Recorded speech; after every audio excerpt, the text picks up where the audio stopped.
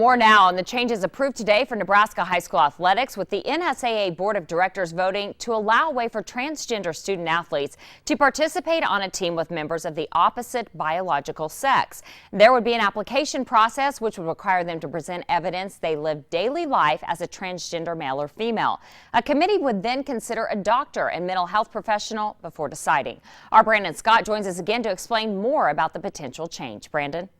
Mallory, this new policy passed by a vote of 6-2. Among the supporters, an NSAA board member from the Lincoln Public School District. Earlier today, I spoke with the assistant to the superintendent in Lincoln about why schools in the capital city support this measure.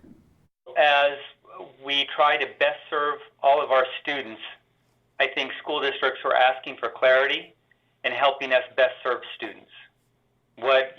It's always best to know what are the guidelines so that you can best serve students. Without knowing the guidelines, because we had gone sometime, I think, uncertain of the best way to serve students from the NSAA level, I think the board wanted to create clarity. I know the member schools, I think, appreciated having some clarity in what they needed to do to serve their students.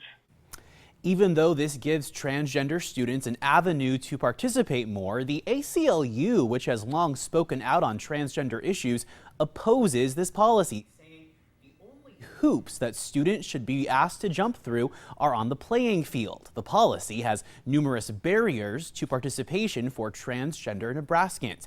And late today, 3 Nebraska bishops released a joint statement saying they are dismayed by the, quote, arbitrary, non-collaborative decision.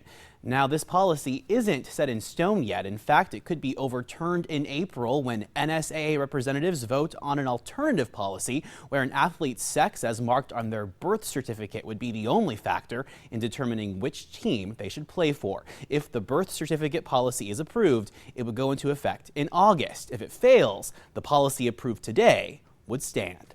Reporting live, I'm Brandon Scott, WWT 6 News.